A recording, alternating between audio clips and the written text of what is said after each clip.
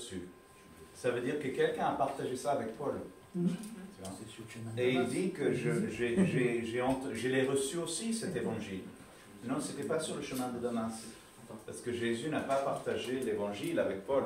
C'est Ananias qui est allé et partager l'évangile avec Paul. Mais Paul n'a pas vu Christ. Paul a vu, ce que je veux dire, c'est que ce que Paul essaie de dire ici, c'est que toutes les choses sont bonnes et belles, les versets que vous avez cités, il n'y a aucun problème. Ésaïe 14, Philippiens 2, Romains 1, 16, donc tout est bon et belle, mais il faut revenir sur l'évangile, sur l'essentiel de l'évangile, le message de l'évangile. Certaines, comment est-ce qu'on appelle ça, la critique du Nouveau Testament, il y a des érudits qui étudient les textes en grec pour comprendre d'où viennent ces choses, et ils disent que cette partie, en grec, c'est comme si Paul est en train de citer quelqu'un. C'est même pas lui qui l'a écrit, et ils pensent que même que c'était un chant de l'Église primitive, qui chantait ça.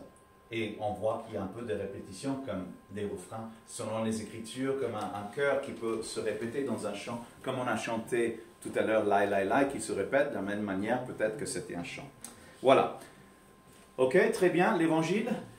Je vais vous dire que là, si vous partagez l'évangile avec un juif et vous êtes fidèle à expliquer clairement l'évangile, je peux vous garantir que c'est la toute première fois que cette personne juive va entendre l'évangile. À chaque fois que moi j'ai partagé l'évangile avec une personne juive que j'ai rencontrée pour la première fois, je suis la première personne et ils n'ont jamais entendu l'évangile auparavant. Et donc donc c'est extrêmement important que vous compreniez cela. Et j'aimerais pouvoir dire qu'il est très probable que si vous rencontrez un Français athée qui a grandi dans une famille athée, ça va être aussi la première fois qu'il entend l'évangile. Mais il faut être fidèle pour proclamer clairement et très simplement l'évangile. Ok. Donc maintenant on va parler des mots et des mots. Des mots et des mots.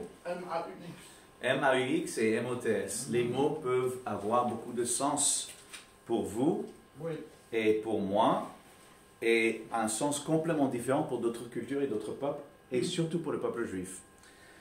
Que veut dire se convertir? Dites-moi, qu'est-ce que représente la conversion? Se retourner? Se retourner. Quoi d'autre? Volte-face. Comment? Non, pour vous, pour nous, pour les chrétiens, vous voyez, pour un chrétien. Que représente Accepter Christ. Comment? Accepter Christ. Quoi d'autre? Changer de vie. Changer de vie. Ah oui. Magnifique. Quoi d'autre?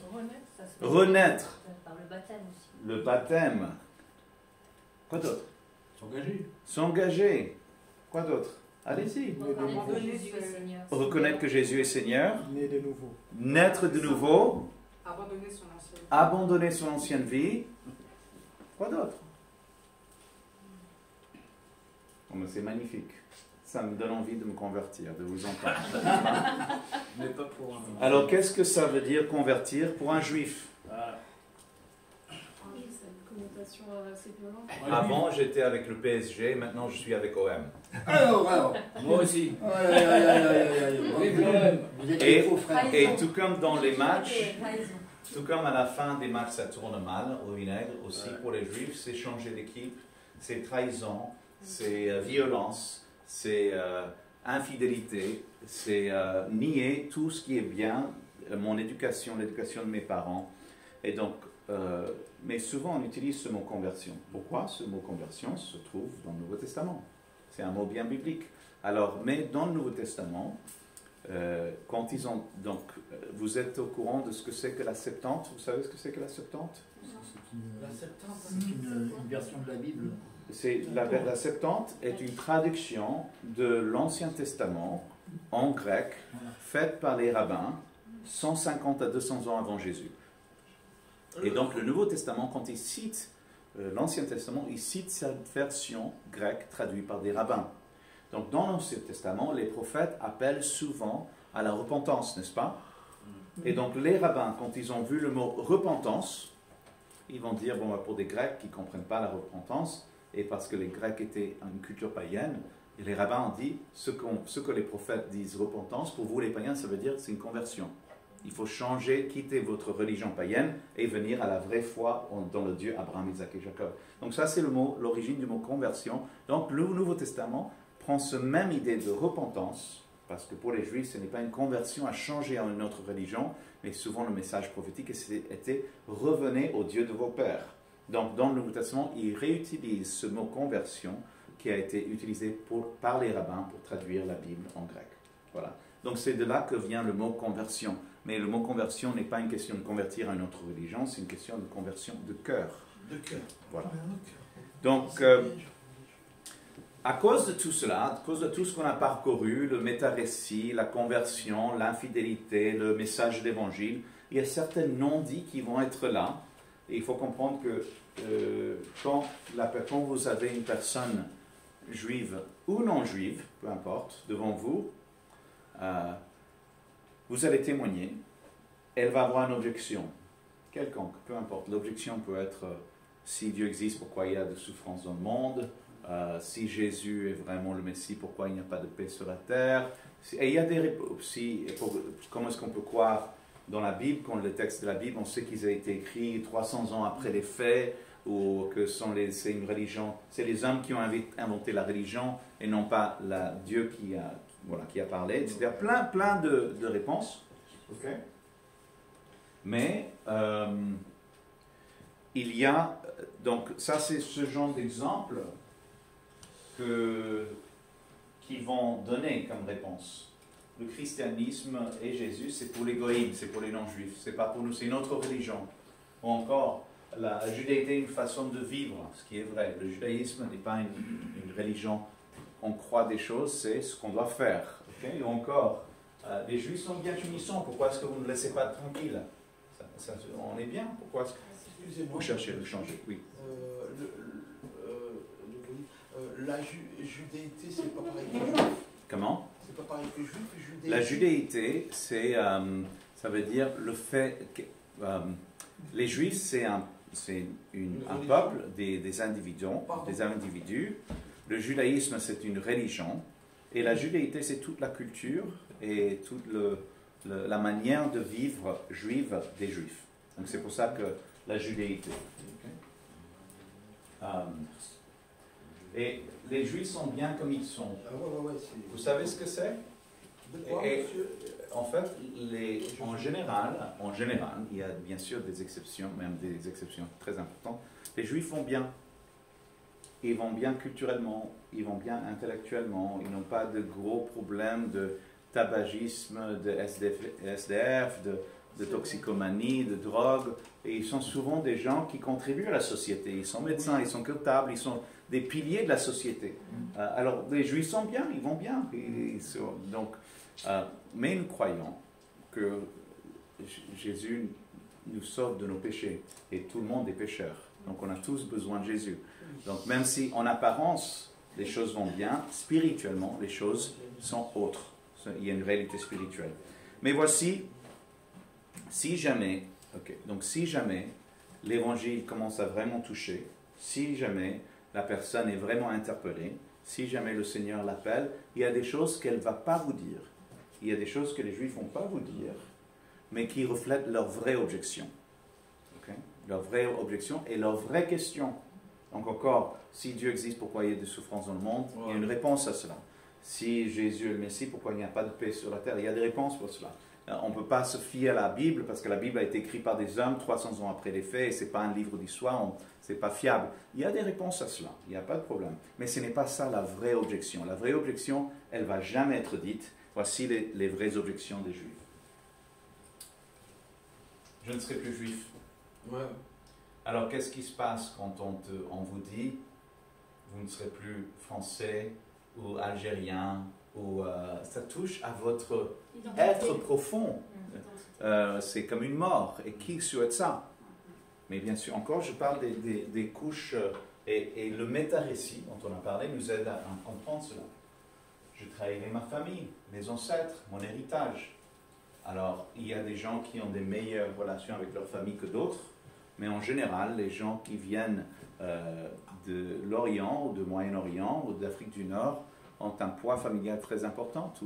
On ne respecte jamais ces anciens. et les anciens savent mieux que nous.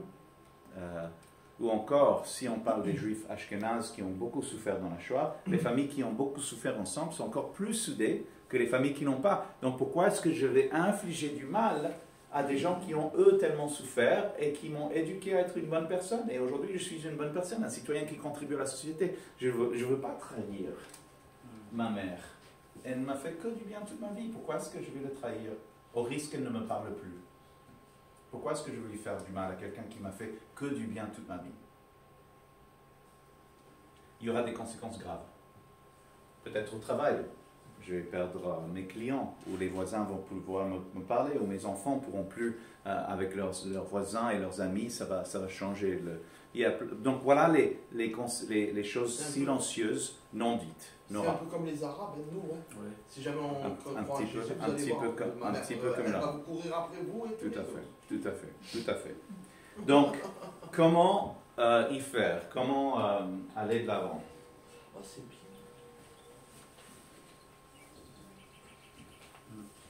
L'amitié. Qu'est-ce que c'est que l'amitié? Discutons un peu de ça. Qu'est-ce que c'est que l'amitié? C'est de l'amour fraternel. L'amitié vient d'amour. Ok. Donc maintenant, j'aimerais que vous me dites ce que vous trouvez important dans un ami. Okay. La confiance. Qu'est-ce qu'un vrai confiance? La confiance, la fidélité. La fidélité. Pas de jugement. Une personne qu'on Pas de... Jugement. Ah, vous avez entendu? L'écoute. Ça, c'est dur de trouver. L'écoute. Une personne qu'on pourra trouver même si on ne le voit pas depuis un certain temps. Oui. La vérité. La vérité. La bonne entente aussi. La bonne entente. Quoi d'autre? Soutien. Le tact. Il y a Comment? Qu'est-ce que Le vous... tact. Le tact, ok. Souvent des valeurs communes avec un. Valeurs communes, ok. Donc comment traduire ça dans l'évangélisation? C'est-à-dire quand on parle avec des gens, on va leur montrer l'amour de Dieu, quoi. On doit l'avoir, normalement. Alors, quelqu'un a parlé sans jugement. Comment est-ce qu'on peut traduire ça dans l'évangélisation? L'évangélisation n'est pas aussi un appel au jugement? Si, parce que la parole dit il nous faut reconnaître qu'on est pécheur. Donc il y a une certaine conviction de l'Esprit Saint. Il doit y avoir une parole de vérité. Il dit la vérité. Donc les amis se disent les vraies choses, mais avec amour. Donc comment trouver... Donc un vrai ami va... moi, ce que je reconnais de mes amis, qui ne me disent pas les choses que je veux entendre. Ils me disent des choses que je ne veux pas entendre, mais un vrai ami va me dire avec tout l'amour du monde parce qu'il il cherche son propre intérêt et il est prêt à mettre au péril notre relation parce qu'il m'aime moi plus qu'il s'aime lui-même. Tu vois? Donc, mais pour revenir à cette question de jugement, sans jugement, ou peut-être que je peux dire sans condition suspensive, sans condition, comment est-ce qu'on peut être un ami d'une personne juive à qui on témoigne sans être dans le jugement, en étant vrai, dans l'amour et sans condition, quand on partage l'évangile? Qu'est-ce que c'est? On peut parler de son propre témoignage. Comme ça, on n'est pas dans le jugement, mais ça permet de partager. Alors, il faut toujours partager l'évangile. On ne peut pas passer à côté de ça. Et l'évangile, il y a une part de jugement dans l'évangile. Donc, c'est ça ce qu'il faut être vrai. Donc, on ne peut pas passer à côté en disant... Parce qu'après, ça peut être très bien, parce que les juifs disent « Ah, mais je suis tellement content pour toi, c'est chouette. Regarde-le, continue comme ça. Mais moi, j'ai ma religion et tu as la tienne. C'est très bien et je suis content de te connaître et connaître plus sur toi. » Bravo, merci de l'avoir partagé très personnellement. Et nous, on a une autre façon de vivre la foi avec Dieu. Mais bravo, continue comme ça. Il t'encourage. C'est toi qui dois l'encourager, finalement c'est lui qui t'encourage. Hein. Alors je vais vous donner la réponse parce qu'elle est extrêmement importante. Votre ami juif à qui vous témoignez doit savoir que vous allez rester son ami coûte que ça coûte. Et que même si jamais elle n'acceptera Jésus, vous allez quand même rester son ami. C'est-à-dire que votre ami n'est pas conditionnel sur le fait qu'elle accepte Jésus ou pas. Et ça, les gens le sentent. Les gens le sentent. Tout le monde le sait. Est-ce que tu veux quelque chose de moi? Est-ce que tu veux que je change pour que tu sois mon ami ou pas? Vous voyez? Et l'amitié, bien sûr, c'est d'être là en tout instant, dans les moments difficiles. La mort, la souffrance, la maladie. Et c'est une fois qu'on a été fidèle à partager l'évangile, on peut exprimer et vivre et incarner l'évangile en tant qu'ami, Qu'est-ce que Jésus a dit? Il n'y a pas de plus grand amour que de donner sa vie pour ses amis. Ah ah. Donc l'amitié, c'est de donner sa vie pour les autres. Amen. Ça, c'est l'exemple de Jésus et qui va vous aider à... Ok. On va passer à quelque chose d'un peu plus pratique. Votre ami est juif ou juive, ok? Et votre ami juive ou votre ami juif, vous découvrez que la personne est juive, et qu'est-ce que vous allez faire? Rappelez-vous ce qu'on avait dit par rapport à l'antisémitisme. Que l'antisémitisme est précédé souvent par l'identification de quelqu'un qui est juif. Donc c'est pour ça que les synagogues sont construites de cette façon, que je vous ai montré, et c'est pour ça qu'en général les juifs ne vont pas dire à des non-juifs qu'ils sont juifs. Bah oui, oui. Et ils vont éviter toute question religieuse parce qu'ils ne veulent pas que ça vienne à un moment où on dise « Ah, je sais que tu es juif, après il y a des conséquences difficiles pour ça. Oui. Donc, mais vous savez que votre ami est juif, qu'est-ce que vous allez faire?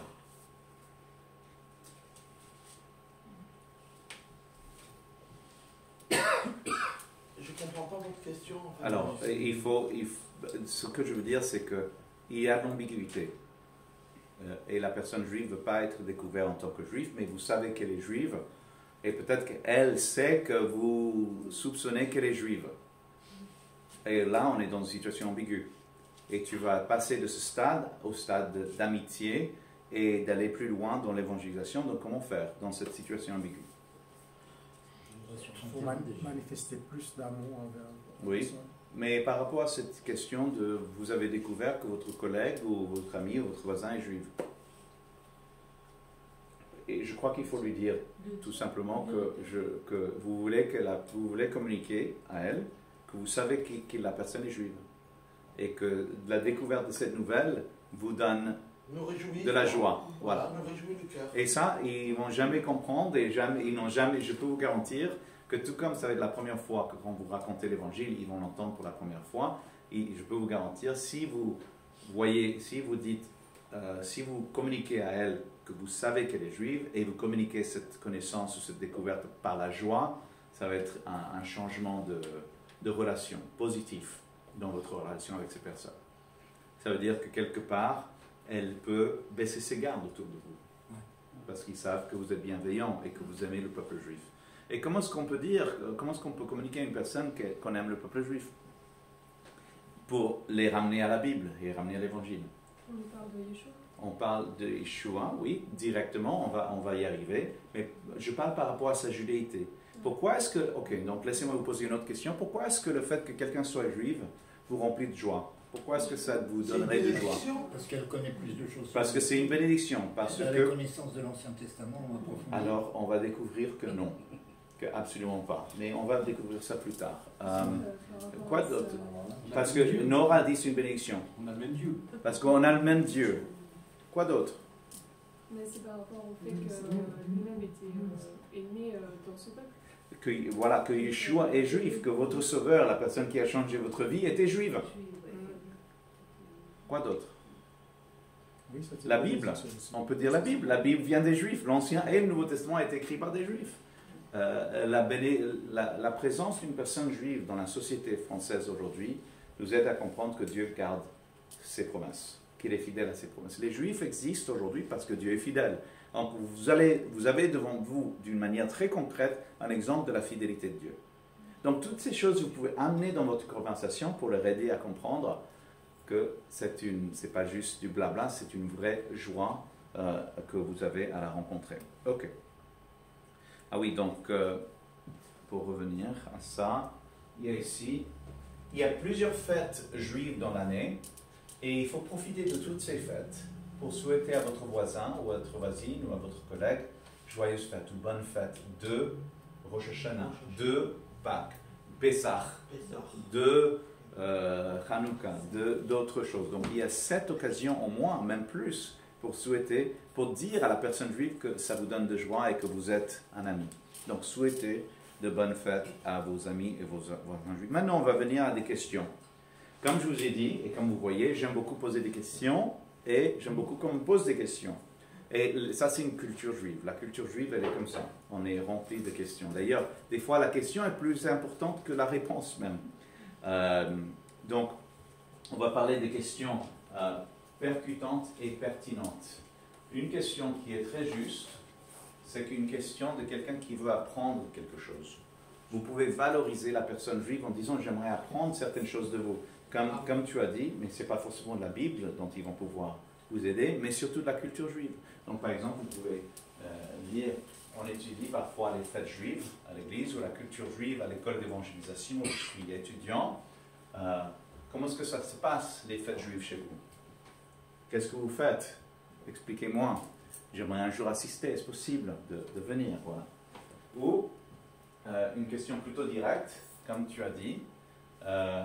En tant que chrétien, je crois dans le Dieu d'Abraham, d'Isaac et de Jacob.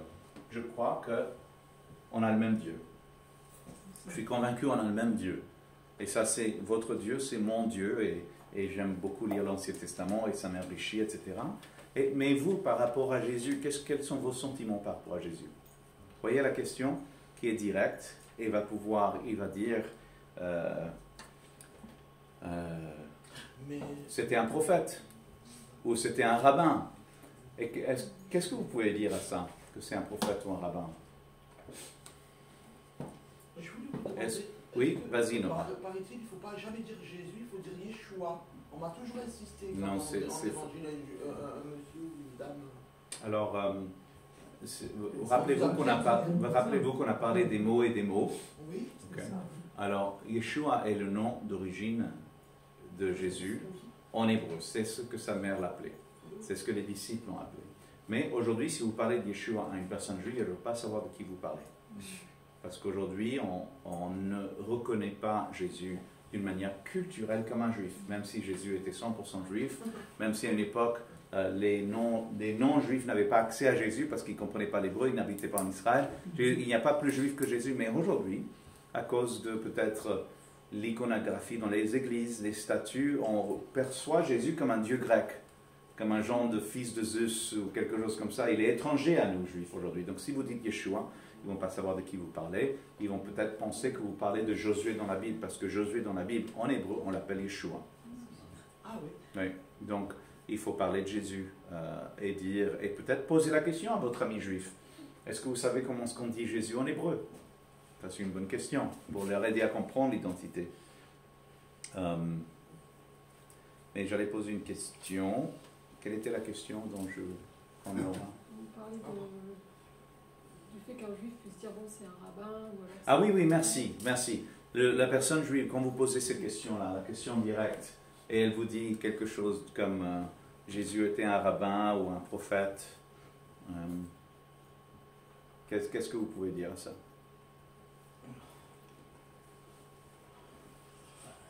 Faut être direct, non? Faut être direct. Je ne vous donne pas de consigne, je veux juste entendre. Les apôtres l'appelaient Rabbi. Les apôtres l'appelaient Rabbi. Vas-y Nora, qu'est-ce que tu dirais? Ah, j'ai oublié, pardon. Il était plus qu'un prophète. Il était plus qu'un prophète. Le Messie, c'est le prophète des prophètes. Il est le sauveur de Dieu. Je vous sens très bienveillant et c'est très bien. En fait, quand vous avez quelqu'un qui dit une vérité partielle, une vérité non complète, il faut toujours affirmer la personne. Il faut toujours dire, vous cherchez dans l'évangélisation non seulement à raconter la vérité, mais trouver une manière que la personne peut s'engager avec ce message, cette conversation. Donc vous pouvez dire, oui, vous avez tout à fait raison, c'était un prophète, mais il était beaucoup plus que cela. Ou oui, c'était bien sûr un rabbin, les gens le reconnaissaient, l'appelaient rabbin, et il enseignait comme un rabbin, mais le Nouveau Testament lui dit qu'il était beaucoup plus que cela. Il était le prophète des prophètes, le Messie doit être, vous pouvez utiliser, voilà, à partir de ça, c'est très bien. Donc, le prophète, qu'est-ce que c'est qu'un Messie? Bien sûr, c'est un rabbin des rabbins, c'est un prophète des prophètes, c'est le plus grand de tous les enseignants d'Israël. Donc oui, dans ce cas, mais il était beaucoup plus. Et donc, vous voyez que ça peut vous amener à l'évangile, juste affirmer une vérité et l'aider à aller plus loin. On peut dire sauveur directement. C'est bien plus. Alors, c'est le sauveur. On peut directement. Alors il faut l'expliquer parce que ça ne veut pas dire grand-chose aujourd'hui. C'est vraiment une question. C'est Vous pouvez dire quel est le Messie pour vous, qu'est-ce que représente le Messie pour vous, et vous allez voir que ce que le Messie représente pour eux, si toutefois ils croient au Messie, rappelez-vous les statistiques, la moitié des Juifs sont athées, qui va dire le Messie c'est un Superman, c'est une fable pour les enfants. Donc vous pouvez dire qu'est-ce que le Messie pour vous, et vous allez être étonné par leur réponse. Mais après, vous pouvez dire, pour moi, le Messie est un sauveur. Mais il faut expliquer ce mot sauveur. Sauver de quoi? Je n'ai pas besoin d'être sauvé. Parfait. Oui, les sauveurs sont des SAMU. Vous voyez, donc il faut pouvoir expliquer des mots qui pour vous sont familiers parce qu'ils sont bibliques. Mais une personne qui n'a pas de connaissance biblique ne va pas pouvoir comprendre. Oui, c'est l'homme parfait, Jésus, je veux dire. C'est celui qui a pu faire la loi, déjà, pour les Juifs. Alors là, vous pouvez même citer la parole de Jésus lui-même. Je suis non pas venu pour abolir la Torah, je suis venu pour l'accomplir. Donc, ça veut dire, est-ce que vous pouvez poser la question, est-ce que vous connaissez quelqu'un qui accomplit parfaitement la Torah? Il va dire non, parce que c'est 613 commandements. Donc, voilà. Ok, donc on va passer. Alors, à chaque échange, alors là, on va un peu plus profondeur. Quand je forme des missionnaires de Juifs pour Jésus, et je les invite à, quand c'est possible, de dire, après cet échange initial dans la rue, disons, ou au magasin, ou là où vous rencontrez votre personne juive, de l'inviter à venir prendre un café, ou d'aller à un café, et avoir une visite plus personnelle, approfondie, d'au moins 30 minutes, et que chaque échange doit entourer des 3 P. Il faut pas, à chaque échange, il faut 3 P dans chaque échange, de qualité. Quels sont les 3 P? La parole de Dieu. Qu'est-ce que la parole de Dieu? De lire un texte, que la personne puisse lire un texte. Et quand je lis la Bible avec une personne juive, je ne la lis pas moi-même à haute voix. Je leur demande à eux de la lire à haute voix. Parce que je veux que la personne commence à s'habituer, que Dieu ait l'occasion de parler à cette personne directement, sans mon intervention. Si moi je lis, peut-être qu'elle va entendre à moitié, ou il va voir la police qui passe, ou on ne sait pas, quelqu'un qui laisse tomber une assiette dans le restaurant. Mais si elle lit à haute voix, elle va prêter plus attention à ce qu'elle dit, parce qu'elle doit prononcer, elle va être directement avec le texte. Donc à chaque échange, premier P, parole de Dieu. Okay? Deuxième P, parole de Dieu, c'est quand Dieu parle, n'est-ce pas, directement. Deuxième P, parole de prière, c'est nous qui parlons à Dieu, mais surtout vous allez exemplifier ce que c'est que la prière. Les gens et les juifs, peut-être un peu comme les catholiques le pensent, la prière c'est quelque chose que tu lis, tu vois, mais si vous priez, vous allez leur aider à comprendre que la prière n'est pas la prière, entre guillemets, c'est juste parler à Dieu. C'est une manière de parler à Dieu. Et pouvoir l'exemplifier, vous pouvez leur dire, est-ce qu'il y a quelque chose pour lequel je peux prier? Peut-être que la personne est au chômage. Peut-être que la personne a un enfant qui est malade. Donc vous pouvez prier pour cela et montrer que Dieu s'intéresse à nos soucis. Il ne veut pas une liturgie toute faite et toute écrite, il veut savoir ce qu'il y a dans notre cœur. Et finalement, parole de témoignage. Qu'est-ce que c'est qu'un parole de témoignage? C'est donner un témoignage de comment on a rencontré Dieu. Non. Oui. Vivre le témoignage. Oui, c'est toujours bien de dire ça, mais une fois que vous l'avez dit, vous l'avez dit. Qu'est-ce que c'est qu'une parole de témoignage quand vous voyez votre voisin régulièrement? Notre attitude. Oui, façon de vivre. Non, vraiment un témoignage. Donc je me souviens, il y avait un couple avec qui ma femme et moi ont témoigné, un couple juif, les deux étaient juifs, 100% non chrétiens. Et on avait partagé avec eux la parole, l'évangile, même quelques versets. Mais je me souviens, à la même époque, eux, ils cherchaient un appartement à Paris, et nous aussi. Et à cette époque, aujourd'hui encore, mais à cette époque, il n'y avait pas assez d'appartements à Paris. C'était vraiment une vraie galère pour les jeunes qui n'avaient pas les moyens de trouver un appartement. Et Delphine et moi, on avait prié, des gens avaient prié pour nous, et la manière dont on avait trouvé l'appartement n'était rien de miraculeux, c'était vraiment miraculeux. Et eux, puisqu'ils étaient dans la même situation, ont reconnu que la manière dont on a trouvé l'appartement était miraculeux. Et je crois que ce témoignage-là leur a touché de tout ce que... C'est-à-dire que Dieu intervient. Une parole de témoignage, c'est comment est-ce que Dieu intervient dans vos vies aujourd'hui. Comment est-ce que cette réalité de la foi chrétienne vient changer et appuyer votre vie? Voilà, vous voyez, c'est quand même, j'ai vu ça d'agir d'une manière assez pertinente. Ouais. Finalement, on va revenir à cette... pardon, j'ai oublié ton nom. C'est comment? Élise. Élise, ok. Donc, Élise a parlé. Tu te souviens du passage dont tu as parlé, Élise? C'est Ésaïe, je sais pas quoi. Ésaïe, chapitre 53, je crois. Mais il y a plus que 240 prophéties dans l'Ancien Testament qui témoignent de l'Évangile et qui témoignent de Jésus. Donc, répondez avec les Écritures.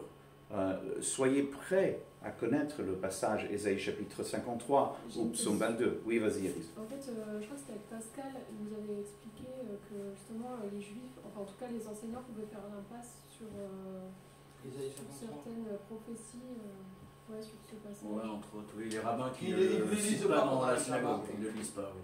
Est-ce que c'est... Est-ce que c'est vrai? Alors, Nora, tu peux répéter ta question pour que tout le monde entende? Non, pour que tout le monde entende. Tu peux répéter ta question? Ce que je veux dire, c'est, est-ce que, paraît-il, on m'a dit que les personnes dans la synagogue ne lisaient pas Ésaïe 53. Ah, ok. C'est tout ce que je sais. Ok. Je sais pas. Alors, qui a entendu ça, que les Juifs ne lisent pas Ésaïe 53? Ok. Alors, laissez-moi vous dire que c'est pas vraiment que les Juifs ne lisent pas Ésaïe chapitre 53, c'est que les Juifs ne lisent pas la Bible. Ah bon? Oui. Non. Et déjà, laissez-moi vous dire qu'Ésaïe 53, c'est un peu cryptique. On dirait, Olivier Giroud est de quel numéro? Non, vous voyez, Ésaïe 53, c'est un joueur de football, une chemise de joueur de football. Donc, soyons clairs avec ces passages. Aussi, dans la Bible juive, on n'utilise pas des chapitres. On ne lit pas la Bible avec une numérotation des chapitres. Mais en général, les Juifs ne lisent pas la Bible. Alors, j'allais vous poser la question pourquoi. Peut-être que vous voulez me poser la question pourquoi est-ce que les Juifs ne lisent pas la Bible? Pour revenir à ta question, les Juifs ne lisent pas l'Ancien Testament, surtout jamais le Nouveau Testament, on va y venir, mais ils ne lisent pas l'Ancien Testament. Alors, au lieu de répondre à la question qui est naturelle, pourquoi est-ce que les Juifs ne lisent pas la Bible, j'aimerais vous poser à vous une question. Pourquoi est-ce que vous lisez la Bible? Parce que c'est la parole de Dieu. Parce que c'est la parole de Dieu. Okay. Quoi d'autre? Parce que c'est une nourriture spirituelle. Parce que c'est une nourriture spirituelle. Pourquoi? Quoi d'autre? Se rapprocher de Dieu. Comment? Se rapprocher Se rapprocher de Dieu. de Dieu par la parole, absolument. Quoi d'autre? Avoir des réponses et la compréhension. Avoir des réponses et la compréhension. Quoi d'autre? Dieu nous parle. Comment? Dieu nous parle. Pourquoi? Ok. Donc pourquoi est-ce que vous lisez la Bible? Pour s'édifier. Parce qu'on aime Dieu. Alors, qui n'a pas grandi dans un foyer chrétien? Levez la main. Ok. Quelle était votre motivation avant pour lire la parole, la Bible? Connaître. Est-ce que vous lisiez la Bible avant de connaître Jésus? Non. Alors, pourquoi est-ce que vous ne lisiez pas la Bible avant de connaître Jésus? En fait, On ne l'a pas inculqué. Parce que vous n'étiez pas né de nouveau. Et un né de nouveau est comparé à quoi dans la Bible? Un enfant. Un bébé qui a besoin du lait, et après on grandit, on a besoin du steak, etc. Quand on est spirituellement mort, on n'a pas de besoin de lire la Bible, tout simplement. Peut-être que les Juifs peuvent lire la Bible par culture, ou peut-être un cours d'histoire à la synagogue, mais mis à part ça, si une personne n'est pas née de nouveau, elle ne va pas être amenée à lire la Bible. Surtout pas pour les raisons que vous avez mentionnées, nourriture spirituelle, parole de Dieu, se rapprocher de Dieu. Tout cela vient du fait qu'on est né de nouveau. Donc, les Juifs qui ne sont pas croyants en Jésus ne sont pas nés de nouveau, et donc il n'y a pas de motivation ou de désir naturel